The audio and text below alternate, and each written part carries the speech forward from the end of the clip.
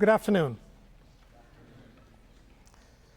Thank you to Mr. Fisher and Mr. Bell and the leadership for this invitation to come here and speak for this week's chapel. Okay. Several years ago, I was in high school myself, and I was in a Christian school. And so when I got out of high school, I felt like I was in a Christian school bubble. And this was back in India. So when I came out of my Christian school, the context that I came out into was a predominantly Hindu context. Now, the same thing is not going to happen to you when you come out of your Christian school. This is not a Hindu context that you're going to come into, but you're going to come into a secular context. In a Hindu context, the primary question that the Hindu context would ask a Christian is, why is Jesus the only God? But in your context, when you come out of school and get into a secular context, the question goes even earlier. And the question becomes, why is there a God? Or is there a God? Now, there are four main ways that we argue for the existence of God. And if you read the book Mere Christianity by C.S. Lewis, one of the ways is called the moral argument. And in section book 1 of his book, he argues for the existence of God using the moral argument. This afternoon, I want to look at another one of those four ways by which we argue for the existence of God, called the teleological argument. So the psalm that we read, Psalm 19 verse 1 says, "The heavens declare the glory of God, and the sky above proclaims his handiworks." Now, there are several parts to this argument. I'm going to mention only two. In a sermon entitled "The Mind Behind," I want to look at the issue of beauty and complexity. All right? Beauty and complexity, and argue for the existence of God. First, let's look at the issue of beauty. I've got a couple of questions. So if you're in the 7th grade, let me ask you a question. What is the most beautiful animal that you have seen? Somebody from the 7th grade. Anybody? What is the most beautiful animal you've seen?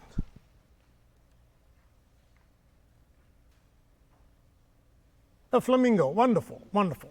Let me ask a question to the 8th graders. What's the most beautiful natural scene that you have seen? The beautiful sight of nature that you have seen? 8th grade, yes. Yeah. What's that? The Grand Canyon. Beautiful. You just have to stay off the edge. It's beautiful. Now, those two answers represent two types of beauty. Okay? One is beauty for a reason. So most human beauty is beauty for a reason. And then there's another kind of beauty, and most natural beauty is beauty without a reason, or what is called as gratuitous beauty. Now, the images that were sent back to us by the Hubble Space Telescope or the James Webb Space Telescope showed us the beauty of our galaxy and the galaxies around us. And that is what is called as gratuitous beauty. There is no reason for that beauty.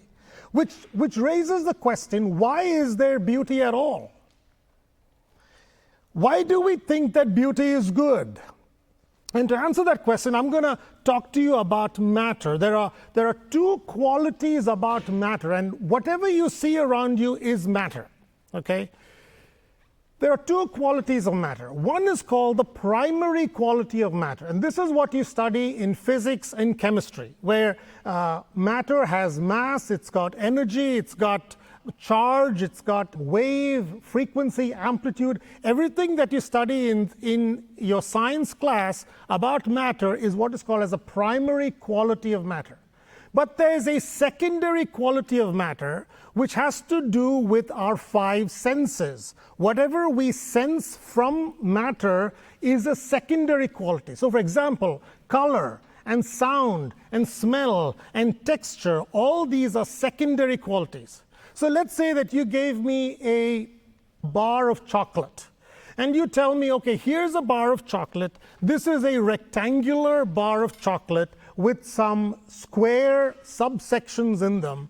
And the milk solids are 11%, and the cacao is 10%, and the milk fat is 4.3%. Now, all that are the primary qualities of that chocolate piece. But I will tell you, please give me the chocolate piece. It is brown and it is delicious. Those are the secondary qualities of chocolate. Now, beauty is a secondary quality. Science focuses on the primary qualities. In fact, what science tries to do is to convert all the secondary qualities into primary qualities. So, for example, when we do facial reconstruction, to say that a face is beautiful, there are so many different criteria.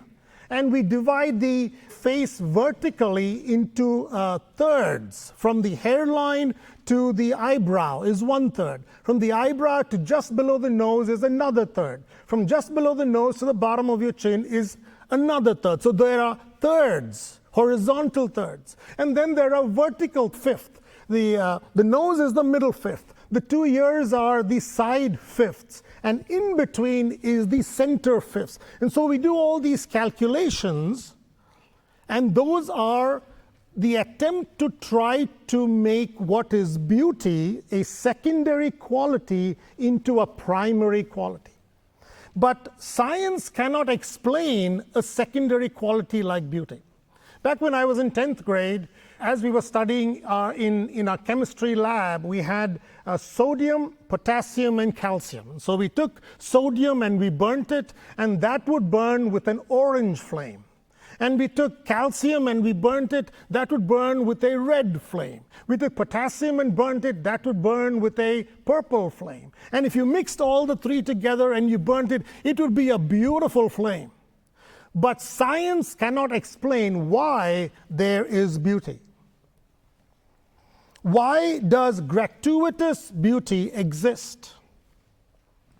When you have your annual art gallery, Miss Youssefi conducts a fantastic art gallery. And as you go in, I see all this art that's put up by all of y'all, and it's beautiful. When you see beauty, what explains beauty? It is an artist that explains beauty. So the best explanation for the presence of beauty in the universe is a mind behind the art. And that, in our context, is God. Secondly, let's look at the issue of complexity. There are two kinds of arguments using complexity, but I'm going to talk about just one of them, what is called as specified complexity. So for that, I want to ask a student from the 9th grade who wants to volunteer their name. Student from the 9th grade who wants to volunteer their own name. How about that? What's your name? Ethan. All right. So let's say that as you're coming to the chapel this afternoon, that outside there was a sign where the stones were arranged in words that said, "Welcome, Ethan." Now, there are two ways that you can approach as to how that happened. The first one is that a sequence of wind gusts blew all these stones in this pattern that said, "Welcome, Ethan." The second option is one of Ethan's fans decided to welcome him and wrote, maybe not just one fan, maybe the president of your fan club, wrote, "Welcome, Ethan."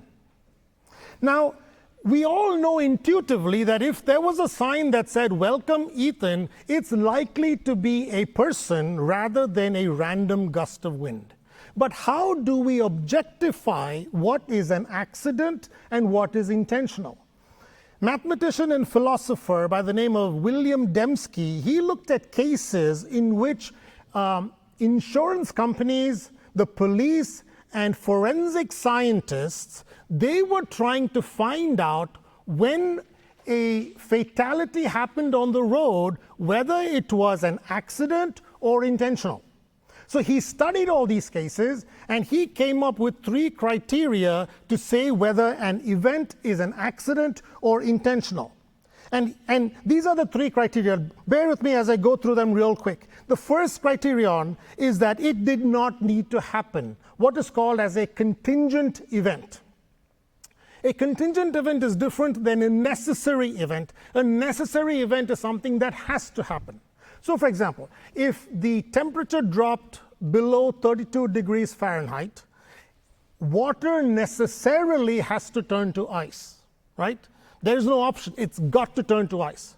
So that is a necessary event. This is a contingent event. The second criteria by which William Dembski says that an event is not an accident but intentional is what is called as the small probability of happening. And the third one is what he calls independent specifiability, where it is a special occurrence. It happened, yes, but it is a special occurrence. Now, based on these three criteria, did the universe happen by accident or did it happen intentionally? Now, to make that case, I'm going to look at one physical parameter of the universe. Now, there are at least 48 physical constants in the universe that describe the universe. One of them is what I'm going to look at. And for this, I'm going to ask a question that is for the 10th, 11th, and 12th grades. If you get this question right, I will give you 10 bars of your favorite chocolate. Okay? Here's the question. What are the first two digits of the gravitational constant? What are the first two digits of the gravitational constant? I don't want to seem biased. Anybody else? Okay, yeah, go ahead. 9.8. That is well, I'll give you 5 bars for it. Okay. That's not correct, but it is close to the gravitational constant. Well, just for fun, let me just tell you the difference between the two. The gravitation, yeah, go ahead. Is it 0.98? No, the 9.8, it's much lower than that. The gravitational constant is much lower than that. Well, the gravitational constant is about the force between two bodies with mass. What you said is the gravity of the Earth. That is 9.8.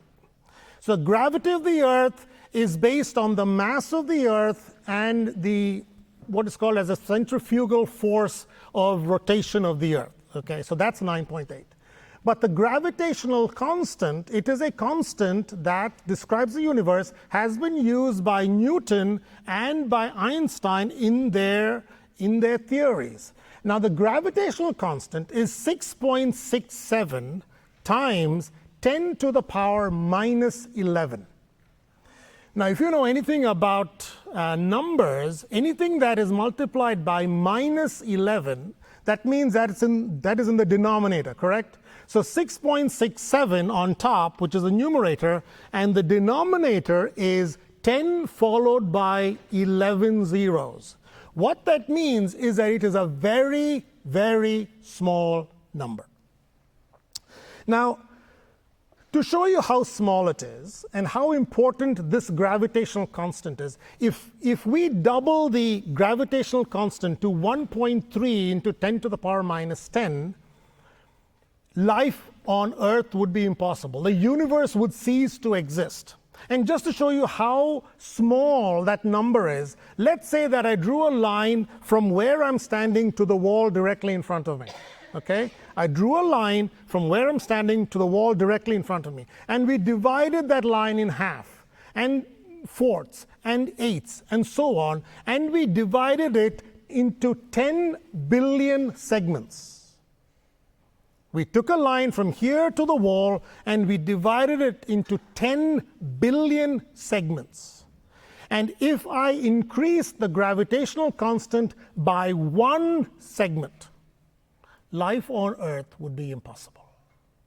The universe would cease to exist. The gravitational constant is so finely tuned that it is impossible to happen by chance. And the gravitational constant is just one of them. There are 47 other, at least 47 other physical constants that are so finely tuned that for the universe to exist, all these parameters had to be just so. And so we come to the realization that the universe exists because of the actions of a mind behind it. the actions of an intelligent being, the person that we call God. And so with the psalmist we say, the heavens declare the glory of God, and the sky above proclaims his handiwork. Thank you.